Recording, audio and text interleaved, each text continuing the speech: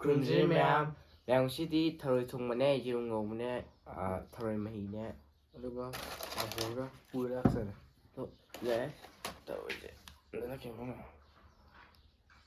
ꯑꯗꯨꯒ ꯌꯦꯔꯨꯝꯁꯦ ꯑꯁ ꯈꯨꯠ ꯄꯥꯏ ꯑꯗꯨꯝ ꯊꯝꯃꯁꯦ ꯑꯃꯇꯪ ꯊꯝꯃꯁꯦ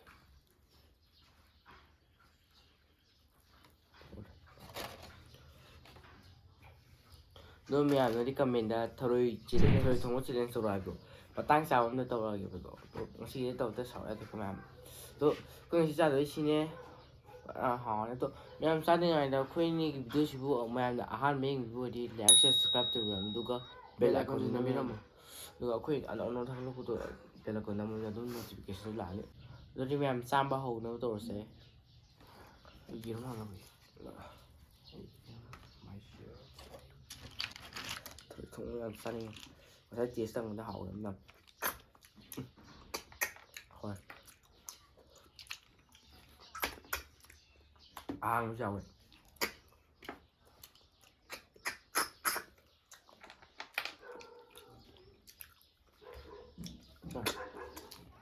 Devi khelo, yummy khelo. Em make them. Dạ bác. Dạ. Dạ, nó tên là cái này mẹ.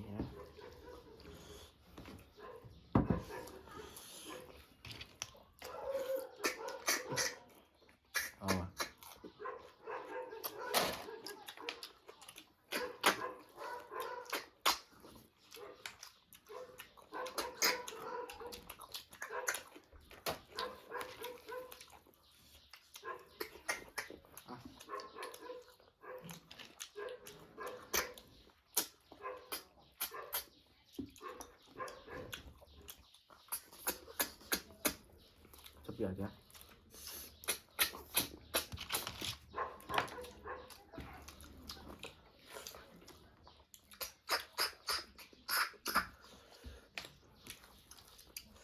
Phun thuốc gì?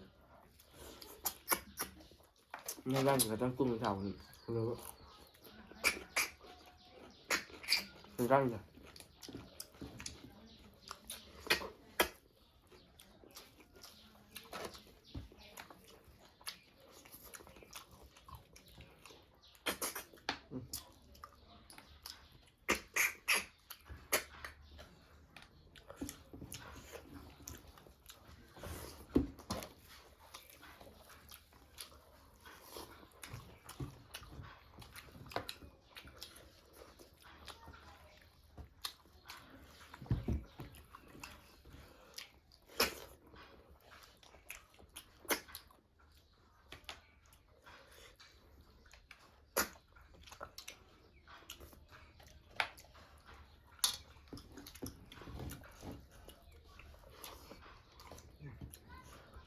Thôi giáo được hàng rồi.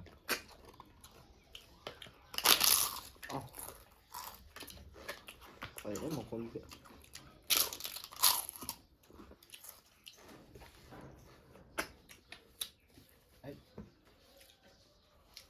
Tháng đây thôi sản anh em. Nhưng mà là có thùng anh em á.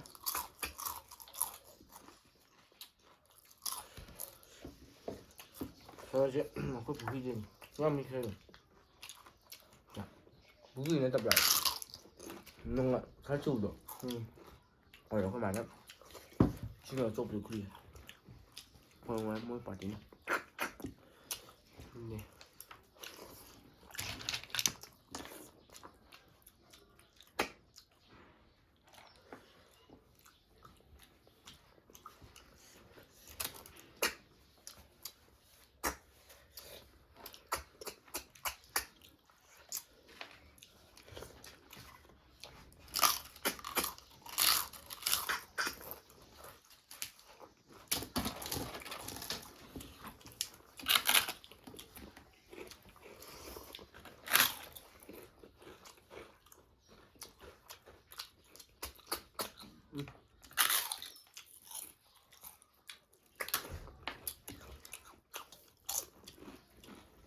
Cái lô. Hả?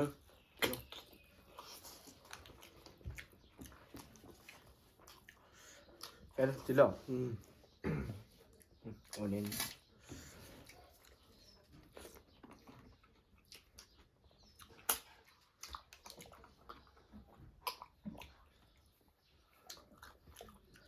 masih ang bis ni pula.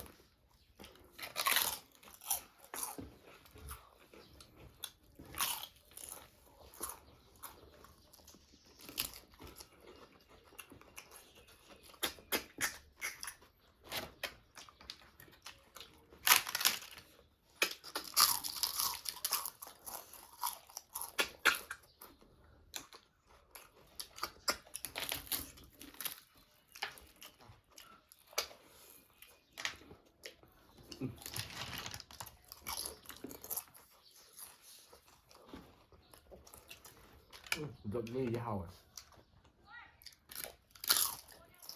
cái được được đi được rồi lưới thảo quả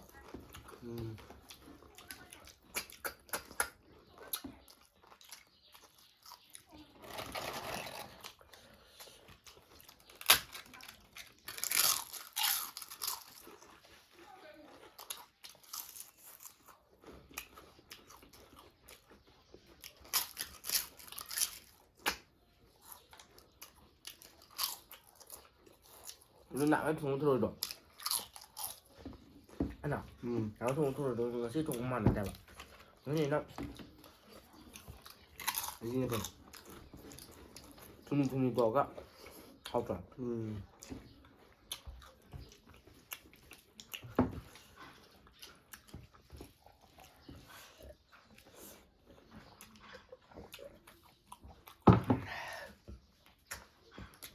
자, 신기해요. 신기해, 향이.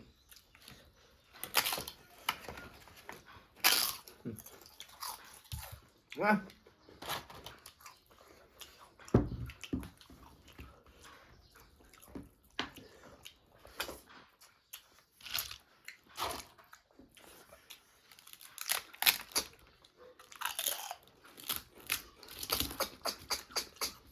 아.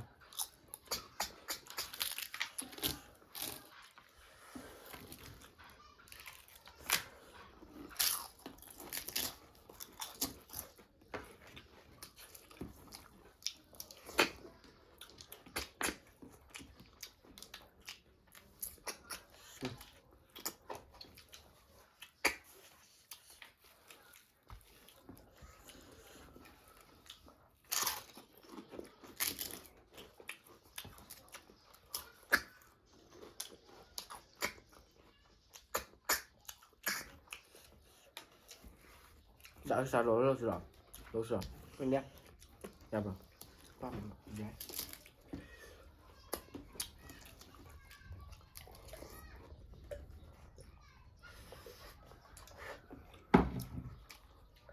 đồng chí đã em hỏi tôi thôi em hỏi tôi hiện tại extra rồi chắc hiện tại extra mama 어제 아직 extra 빨리 해도 나 em hỏi với nó sao rồi em bị tôi gì khơi thì nhau mà sao extra 빨리是好的这是开始nhau么个啊이거 진짜他们싹 그럼 뭐 나 들어 extra他们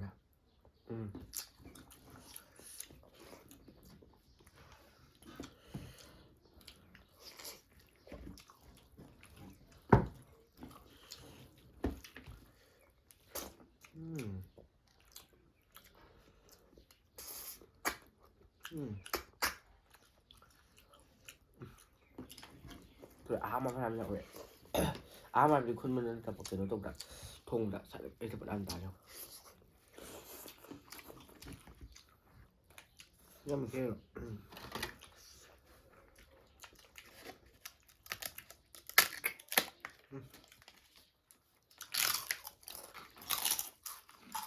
vâng nó mà kêu nhưng mà ok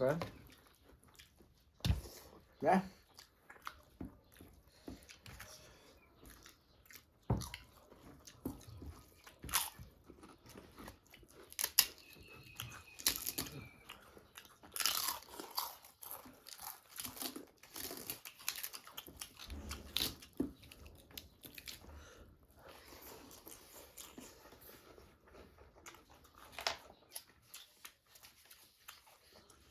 con tạo giống là đẹp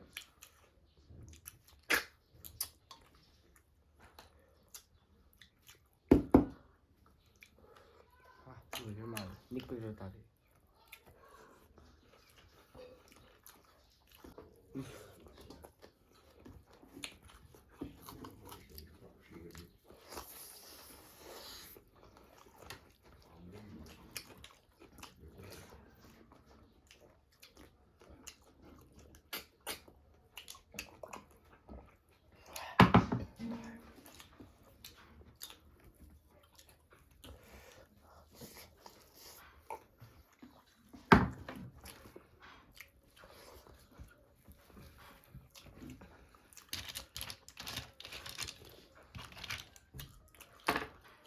mình cứ làm cái đó trong lùng là vậy luôn ấy ta rồi nó chắc ta hầm được người ta rồi xem ta thì phải cho sỏi đi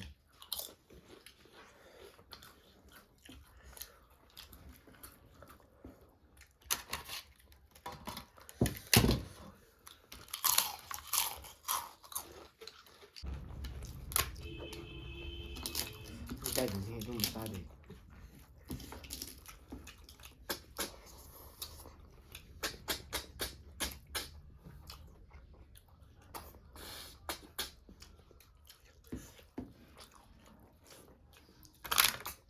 Yo ko anak ko yung muna level Thổi bàm gì anh đang nè Cô bù nhập Tôi gì Vani thổi bàm gì bà Nó hơi trông cái hành tránh điểm mà độ Nắng ấy Vani nhiều mà để độ Mất luôn Đi chụp tập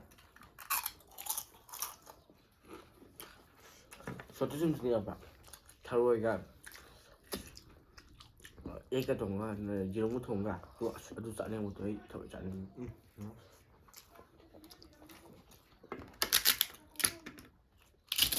짜는 뭐든지 짜도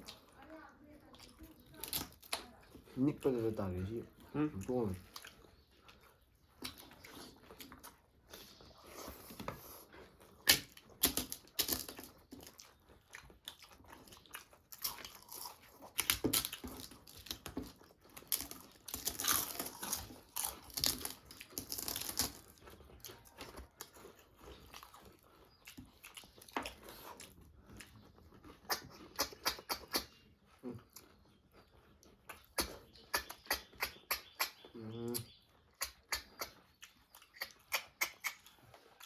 안돼 또 뭐지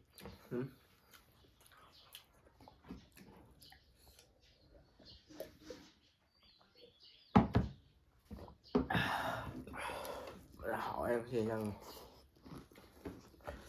tôi giáo được sao vậy giờ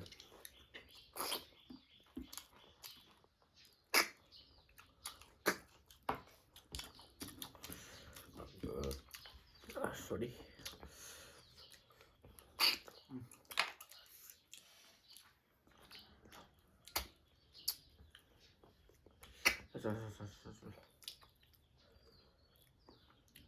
Hamba dalam sapi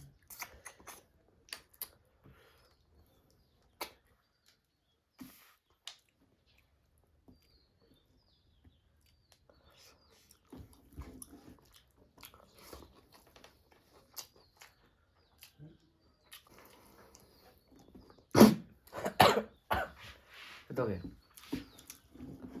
Agak lima. Itu memang aku ini je terus adum sakit buat tu. Aku ini pula adum terus 82 sampai akhirnya 40 sampai mana 42 sampai aneh mana aneh ini mah. Sudah ni itu. Tu memang matang tak video tu memang terus challenge soal aku tu okay tu aku ini ngasih tabuk sang ni boleh tu. Tahu dah saya tu memang tu. Si Julian thong ni mah. Tu. Aku ada hayau dah bah. Cam thong tu. 싹뻔해 또 그럼 사와야 돼또 마탕 딱 비디오다 마시기디 마탕 로션저게 마탕 딱 비디오다 오늘시 아두가 매암나 그 비디오시고 레비에 비디오도 거기 공원 다 같이 마탕 비디오는 오늘 하시기디 바이바이